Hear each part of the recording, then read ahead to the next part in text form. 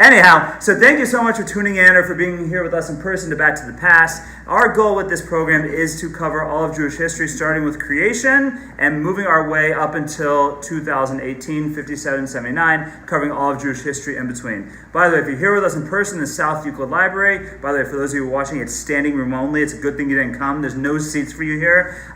So if you're here in person, please, there's refreshments in the back. If you're watching at home, feel free to go to your kitchen at any point and grab a snack. And this is the plan. We're going to be doing it streaming live on Facebook, and we will also be posting this to YouTube and posting this as a podcast. So we want to have you here in person if you can make it, but don't worry if you can't make it. There are numerous opportunities to catch up and to watch the episode. So with no further ado, we're going to jump right into Jewish history and try and cover the whole entire story. One question we got here in person was, how long do we plan to take for this? Is this a one-night stand? Is this going to be a couple episodes? Our plan is that hopefully by Pesach time, hopefully by Passover, we'll have covered all of Jewish history. So who knows if we'll get there or not. If not, we'll extend it past there. But that is at least what we're trying to do. We're trying to cover all of Jewish history between now and Passover.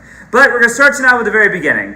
And to understand Jewish history, we're going to start it with a statement of our sages. Our sages, several times in the Talmud, they reference it in Tractate Sanhedrin and Tractate of Avodah Zarah. They tell us that all of Jewish history is 6,000 years. 6,000 years of Jewish history. By the way, if you're doing your math, yes, we're in year 5779. So that means we have about 221 years to figure things out. But our sages say that we have 6,000 years of Jewish history. The first 2,000 years are null and void.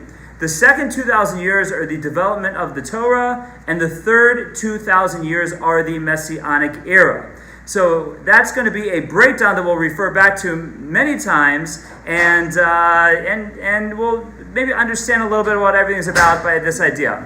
So tonight, by the way, we're going to be very ambitious, and our goal is to cover the first 2,000 years. So we won't always go that fast, we won't always cover that much, but as the sages say, the first 2,000 years was null and void. So if it's null and void, we can cover it all in 2,000 years, all in one evening, and that is therefore what we plan to do.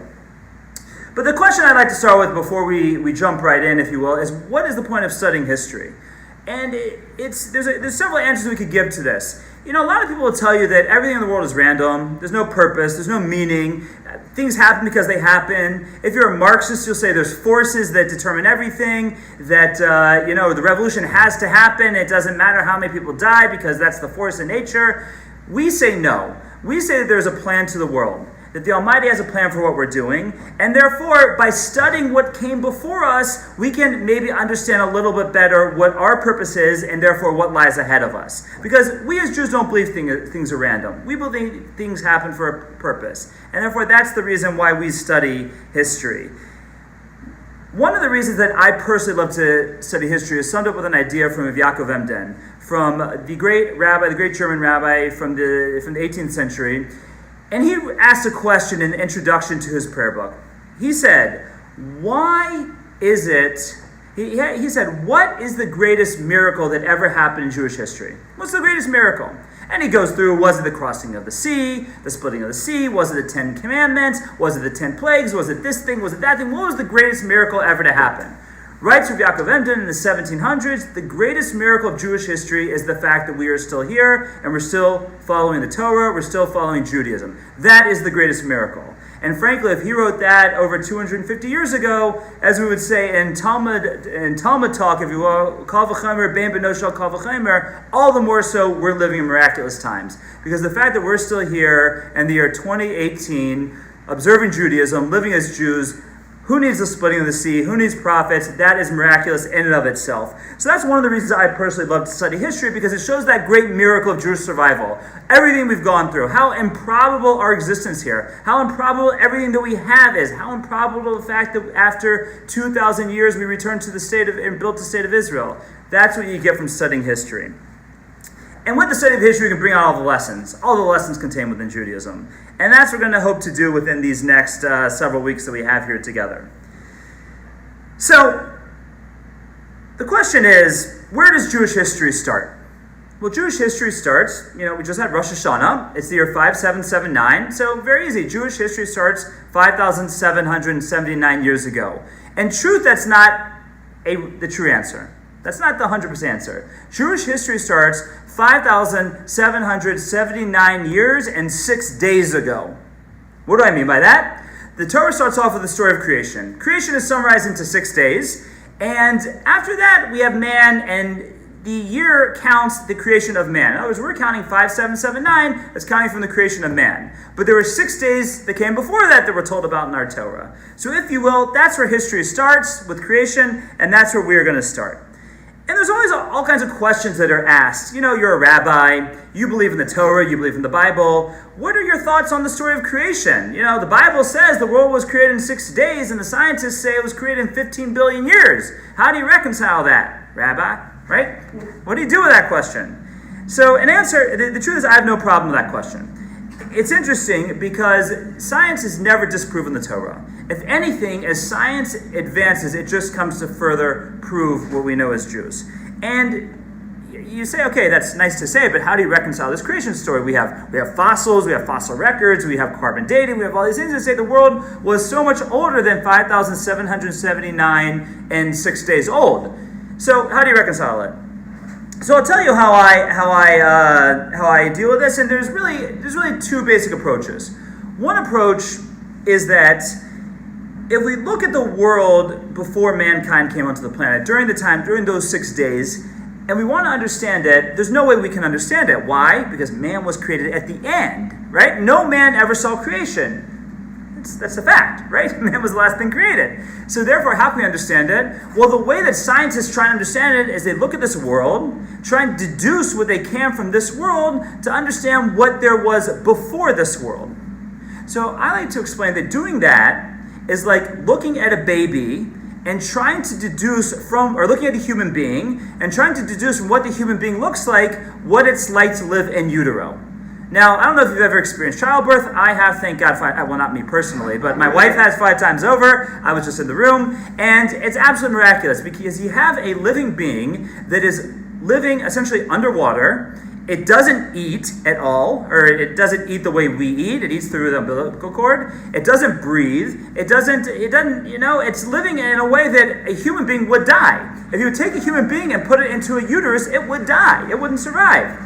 And on the flip side, when you take a baby and bring it into this world, and you see those first few moments, essentially the baby is dying, God forbid. Because it comes out, why is it purple? Because it all of a sudden has this thing called oxygen, all of a sudden has to breathe, and all of a sudden and its lungs are collapsed, because the lungs are collapsed when it's in utero, but it takes that first breath, and then the lungs blow up, and it fills up certain holes, and all of a sudden the baby is a human. So just like the baby and the fetus are totally different beings, and the fetus can't exist in the baby's world, and the baby can't exist in the fetus's world, that's how we have to look at creation. We're looking at the world after creation, after birth, and we're trying to understand what it was like beforehand. Well, there's ideas we can take from it, there's certain things we can figure out, but we can't truly figure it out because we're not in that world. And it's a pre-world, if you will. So that's one way we can understand this. But the problem is the Torah still says 6 days. So how do you deal with that, Rabbi?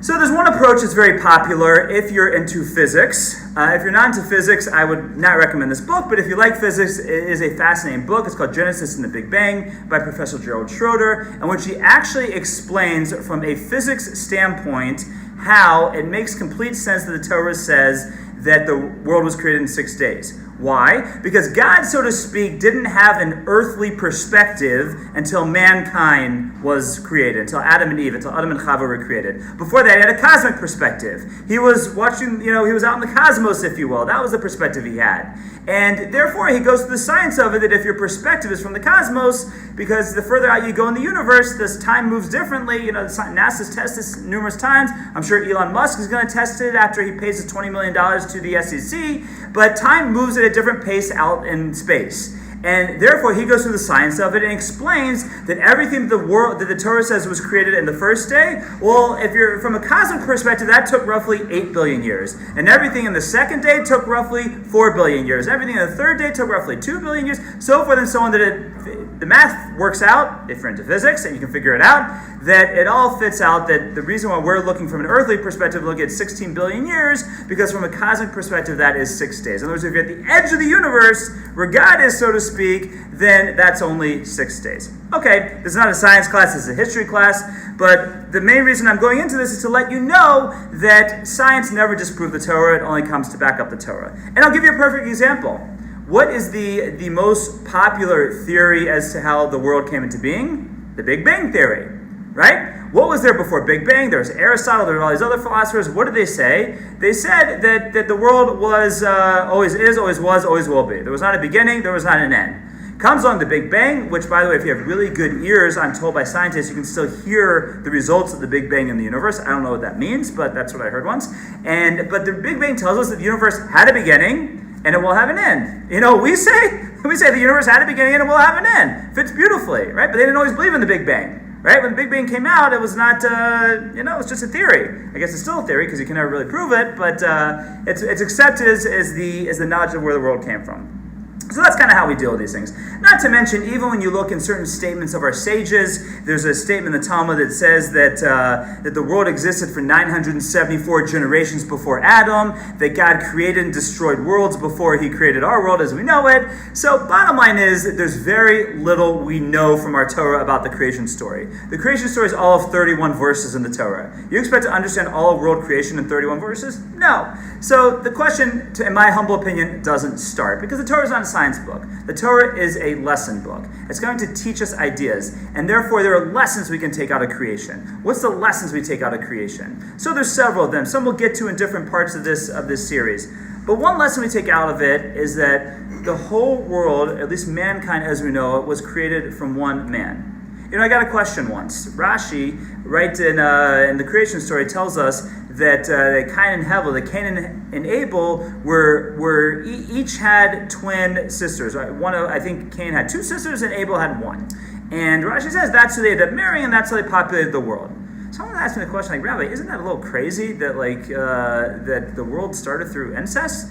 And I say, yeah, maybe in a modern day thought, and of course later it becomes prohibited. But bottom line is, the lesson of that is very clear to us. The lesson is that the whole entire world, everything that we see, everything around us, all the technology, the science, the beauty, everything, it all came from one man. It all came from one person. And therefore, we can understand the power of an individual. We can understand what one person can do. Because if we all came from one, and we're also one, just like he was one, therefore look at what the power of one person is. And that is the Jewish lesson of creation. That all this was done for this one man, and one man did everything, so we can do everything. We have the same skills he had. We have the same abilities he had. And therefore, that's the main lesson we take out of this creation story. Now, one of the issues that comes up with talking about creation is the idea of what we call intelligent design, right? We say that the world had to have a creator, and you know that by looking at the world. There's a famous quote by Fred Hoyle, who was who actually is still alive. I looked up today, I think he's like 95 years old. He was a British astronomer, and he has a famous quote where he said, "The chances that higher life forms might have emerged in this way is comparable to the chance that a tornado sweeping through a junkyard might assemble a Boeing 747 from the materials therein." Right? So in other words, you can look at the world and know that there had to be a creator behind it, and that he put us here for a reason, for a purpose, one man to do it all. So Adam starts off. Adam starts off in the world. He's got this job to start the world, start mankind. Unfortunately, he messes up. Right? He messes up. He doesn't make it too far. He makes it about one day or a few hours in the garden, and he's kicked out. So you look at the story of being there, having this one test, failing the one test, getting kicked out, having his 2 sons, they start fighting. The Talmud tells us that what were they fighting over? They were fighting over land. How are they fighting over land? They had the whole world in front of them. Because the idea is that, oh, you have that, I want what you have. I don't care that I can go everywhere else in the world. I want what you have, and that's human nature. So our sages tell us that in the story of Adam, Eve, Cain, and Abel, you really learn all of human nature. You see, it's right there from the beginning. Everything that we deal with today is right there at the beginning of time. And that's one of the lessons we take out of that. But there's another fascinating lesson, I think, for us as Jews that we take out of the story. And this is something we mentioned just a moment ago. That we count time, right? We said this is the year 5779. From when? From the creation of Adam. Let me ask you a question. You can answer it if you want. If you and the computer want to answer it, you can. When do the Christians count time from?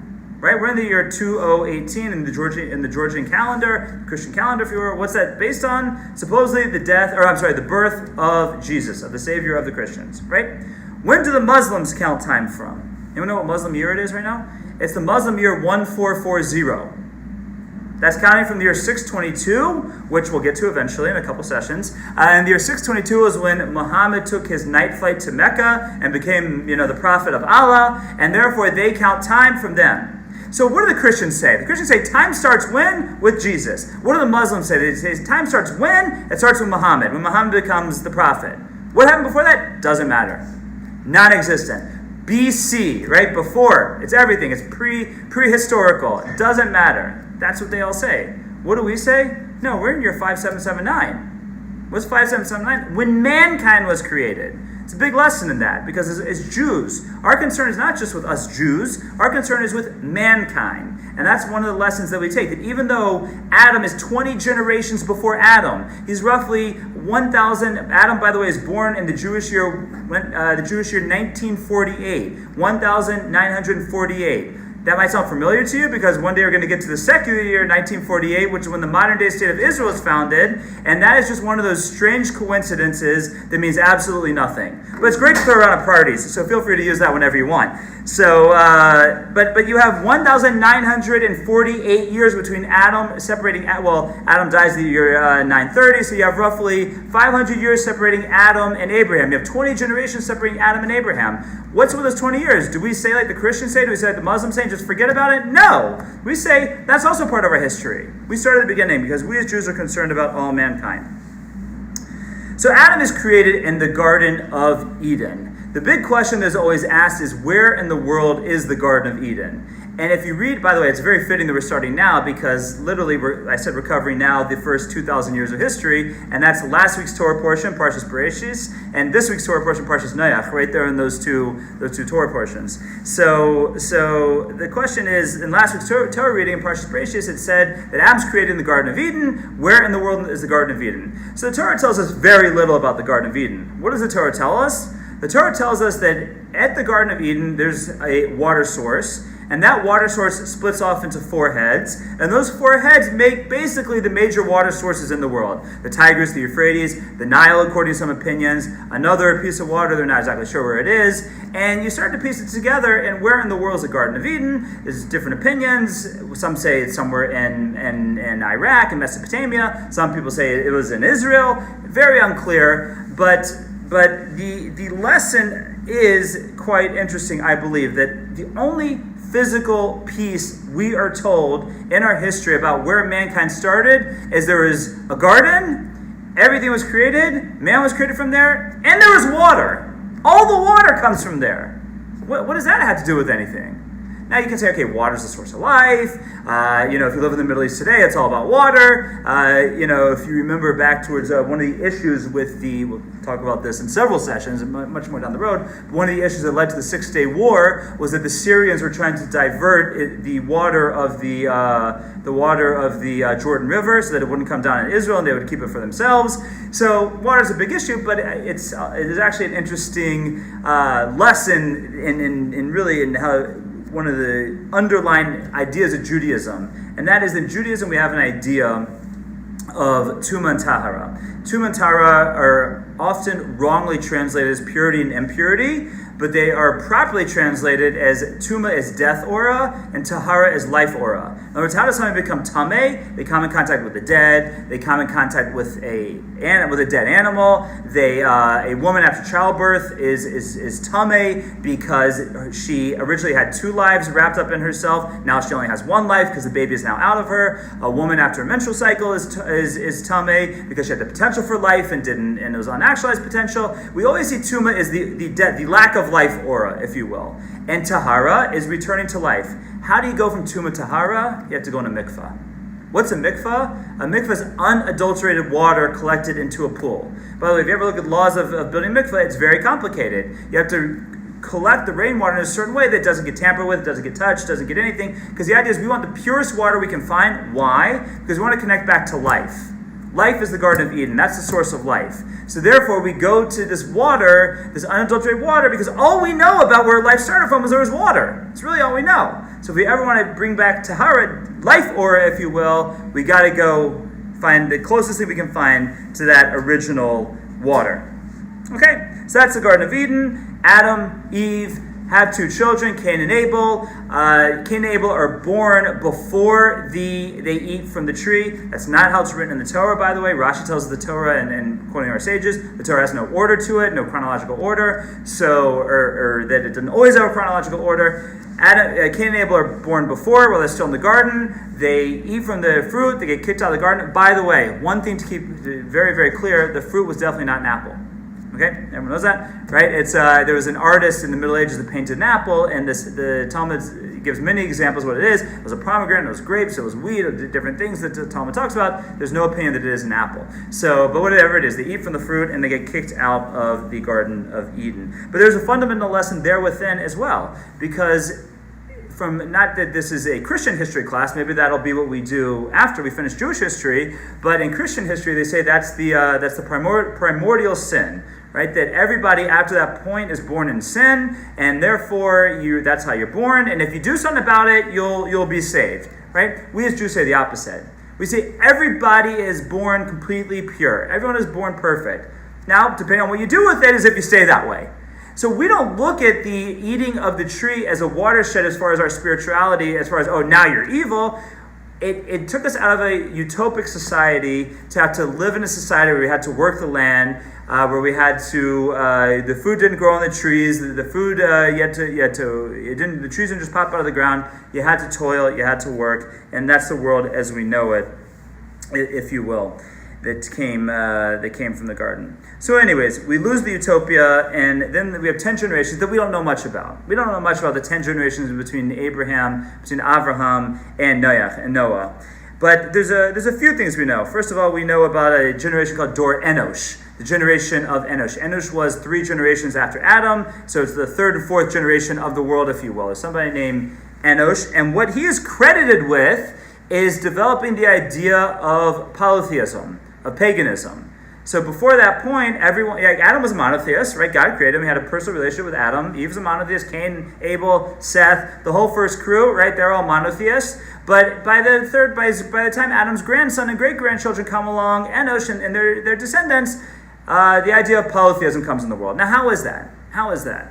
So the way Maimonides explains this is, if you think about it, being a monotheist takes being an abstract thinker, right? Because the monotheist, you can't see your creator. You have to think about the world, think about what makes sense, think about how things come together, and if it all works out, then you know that there's a creator, and you can connect to that creator. But if you don't have that kind of abstract thinking, then you say, okay, you know what? There's a sun up there. And you know what? I know there's like a creator behind that sun, and I probably should be praying to the creator of that sun, but you know what?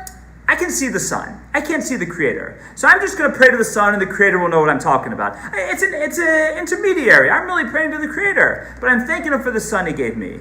And pretty soon you forget about the creator, and you're just praying to the sun, and you're praying to the water, and you're praying to the wind, and you're praying to this. And then even that's a little too much for you. So you know what? If I can pray to the sun and the tree and the wind and all these things, I can make myself my own little statue that takes care of me too. And I can pray to that. So already in the third and fourth generations of the world, we have polytheism. We have paganism that starts. And from that point, the world just starts to deteriorate. A lot of the lessons that Adam has taught the world are forgotten, and people start fending for themselves, fighting for themselves, taking from each other, doing whatever they want to, living with whoever they want to, and that brings about a situation where God says, you know what? This isn't what I intended for the world. I intended for this world to be a glorious place. I intended for this place to be a utopic place. Utopia didn't work out. But even post-utopia, I wanted people to be able to work together, to live in peace together. And that's not working out. And our sages tell us that the straw, really the Torah itself tells us, but the way that our sages interpret it, is the straw that brought the camel's back was not all the immorality that was going on. was not even the polytheism that was going on, the idol worship that was going on. It was one thing. But Timali ha'aretz chamas. The Torah tells us that the world was filled with Hamas. That does not mean a terrorist group, although I think that was I don't know if they intentionally chose that name because it's actually an acronym in Arabic for the Muslim Brotherhood of Palestine. I forget the Arabic words, but that's where the word Hamas comes from. And but it's very fitting that Parshas Noach in this week's parsha tells us that the world was destroyed at the time of the flood because of this Hamas. And our sages tell us that what does it mean? It means thievery. It means that people were stealing from one another. That people, what's mine is what's yours is mine, and what's mine is mine. And therefore, if you have a society where everyone's stealing from one another, God says, so to speak, the weak are totally unprotected. He said, I could have dealt with the immorality. I could have dealt with the polytheism. I could have dealt with all that. But once you're trampling on the small guy, once you're taking whatever you want to, and you don't care about what belongs to certain people, that's when we have to say, you know what? Enough is enough. I can't deal with this anymore. And God says it's time to destroy the world. But you know what? He doesn't do it right away. How long does it take?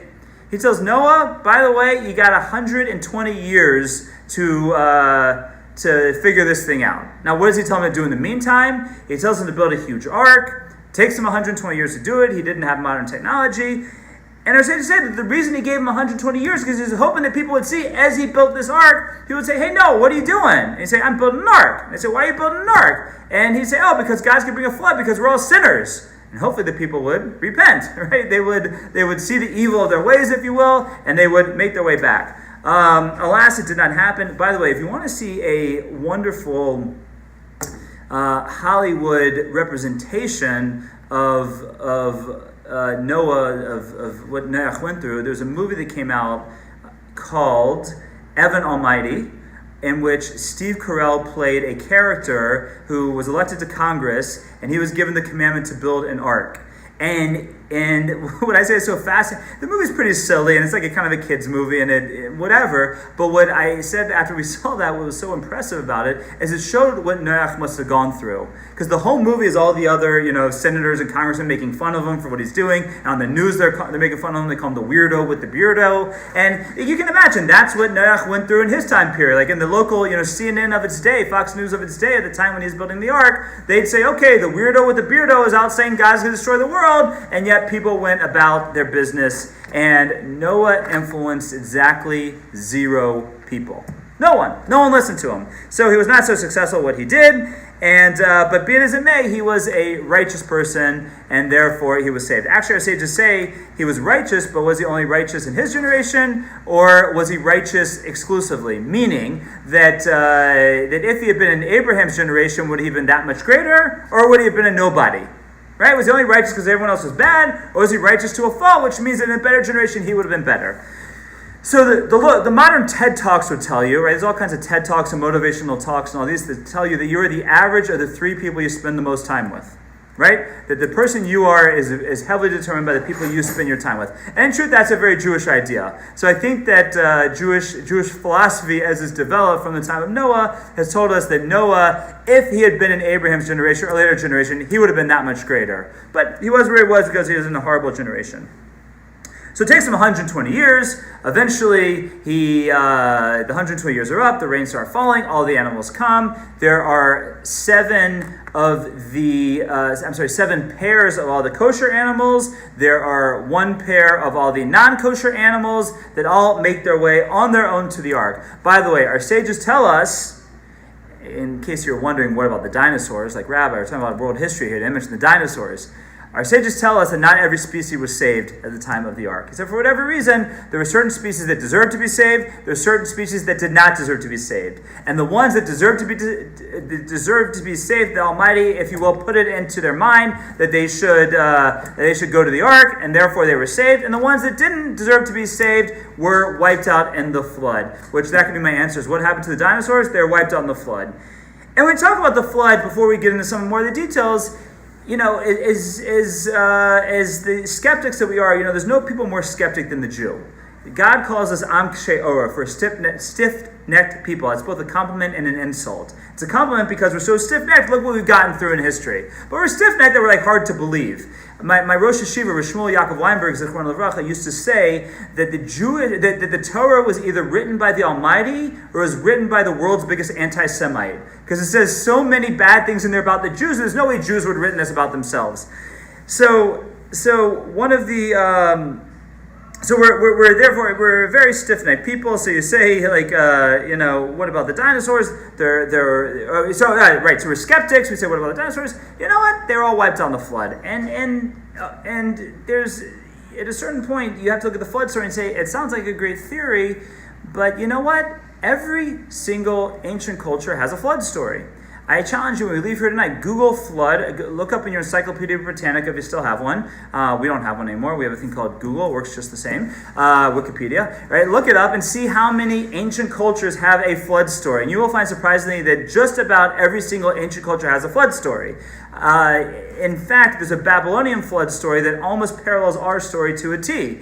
And you'll say, okay, well, Rabbi, come on, the Babylonians, the Jews, they all lived in the Fertile Crescent, the same area. You're not telling me anything. We had a nice myth. They took our myth. What do you tell me? Okay, but then when you see that the Native Americans had a flood story and the Indians had a flood, the Indian, not the baseball team, but the Indians out in India had a flood story and the Aborigines had a flood story, then you start to say, okay, maybe there's something here. We have corroborative evidence to prove that there must have been a flood. And that's what we as Jews always look for as skeptics. We say, it's one thing if our sources say it, but what do the other people say?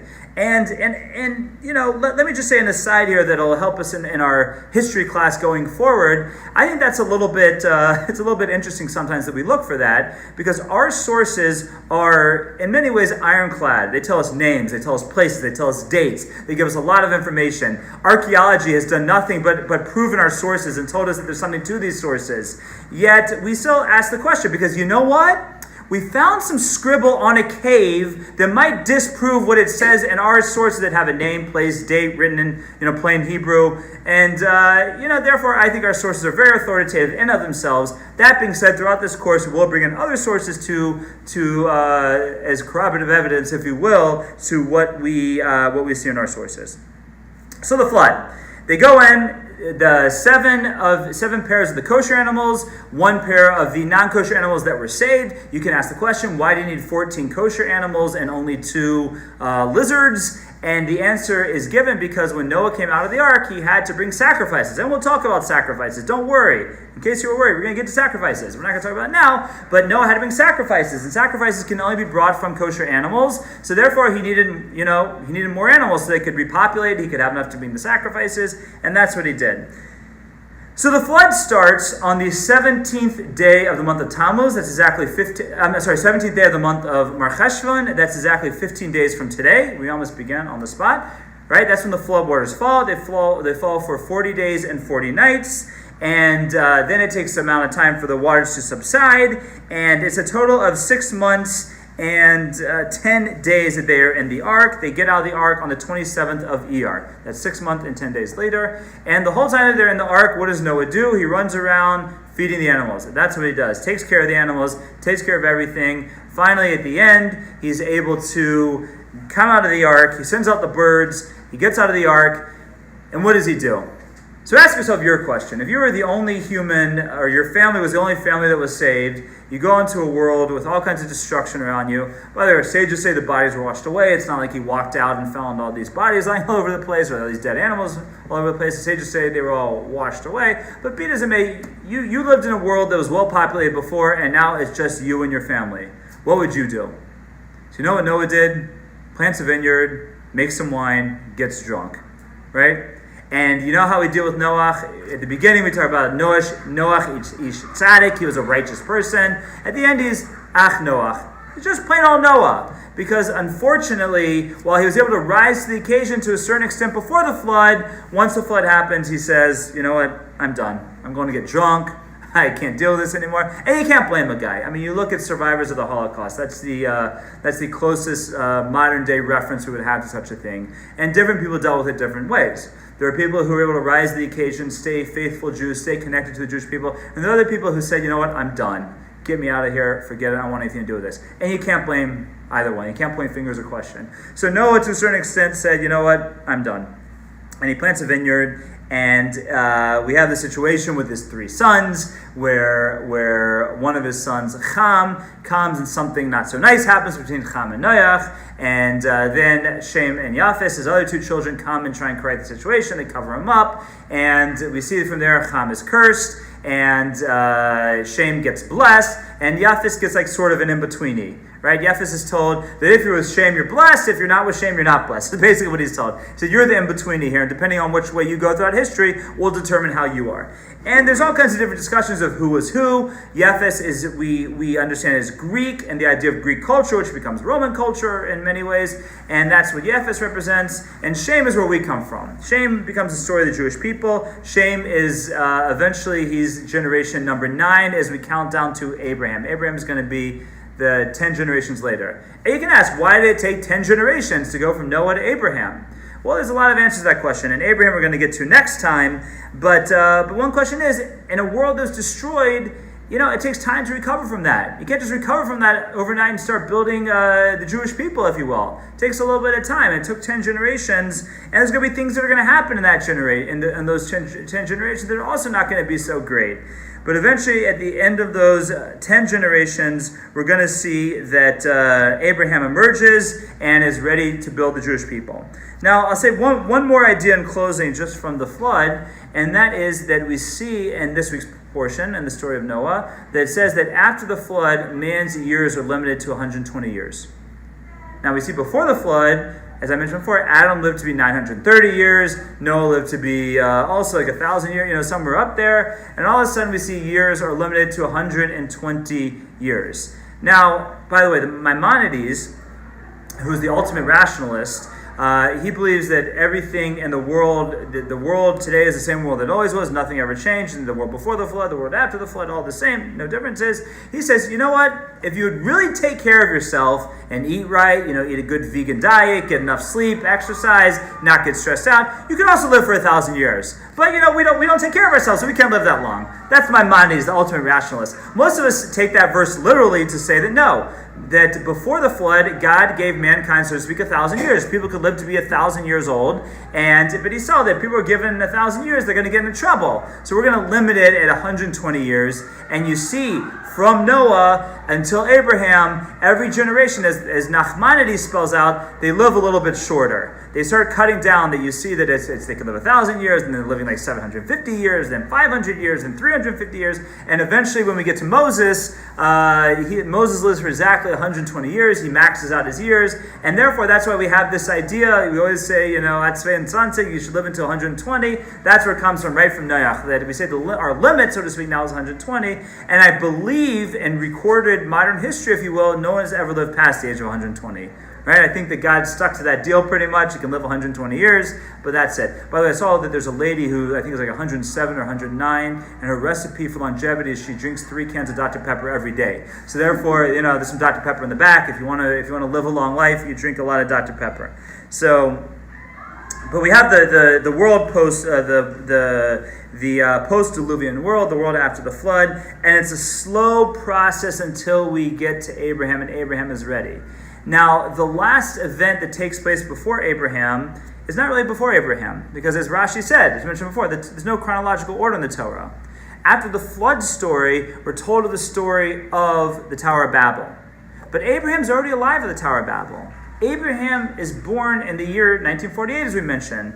The Tower of Babel happens in the year 1996. So Abraham, if you will, is already 48 years old at the time of the Tower of Babel. When does Abraham become a monotheist? When he's 52. Right, by the way, if you do your math, Abraham was born in the year 1948. He becomes a monotheist. He, so to speak, recognizes God at the age of 52. So what year would that be? The year 2000. What do we start off with saying? First 2,000 years are null and void. Second 2,000 years are the 2,000 years of the development of the Torah. When does that 2,000 years begin? That 2,000 years begins when Abraham recognizes God and therefore starts to become a monotheist. And that's where we'll pick up next week. But But it's interesting that we talk about this idea of the Tower of Babel. What's the Tower of Babel? Basically, you had the whole world. They were one voice. They came together. They wanted to, so to speak, conquer the Almighty. They built this tower up to God. You had the evil Emperor Nimrod, who makes Stalin look like a nice guy, who was leading the whole thing. And we're going to see next week he challenges Abraham. And they build this whole tower up to the sky. They want to challenge God. They want to fight him. They want to kill him. They want to take over, whatever it is. And God says, you know what? This isn't working. He destroys the tower. We're told at that point the whole world spoke Safa Echad. The whole world spoke one language. He made it that the whole world spoke different languages. They're different dialects, so that no one could ever unify in such a way again to challenge the Almighty. But again, it's interesting that you look at the generation of the flood, where we're told that the generation of the flood was destroyed because Timali Aretz Chamas, that the world became full of thievery and stealing from one another. Yet you have this generation roughly 1,000 years later, roughly 500 years later. By the way, I didn't give you the year for the flood. The flood took place it started in the year 1656 on the Jewish calendar. That's 2105 before the Common Era. So you have like 400 years later, you have the Tower of Babel, where they want to fight God. Like their goal was to wage war against God. So the ones who were stealing, they get wiped out. The ones who want to challenge God, they just, their languages get mixed up and they get dispersed around the world. So how do you reconcile that? Well, we see how the Almighty looks down at us. What's the Almighty expect for us? He wants us to take care of each other. He wants us to live peacefully with one another. He wants us to take care of the downtrodden, not to pick on the people who can't take care of themselves. You want to fight me? God says, you won't get me anyways. I might give you a little lesson here. We're going to spread you around the world. We're going to change your languages, but you're going to survive.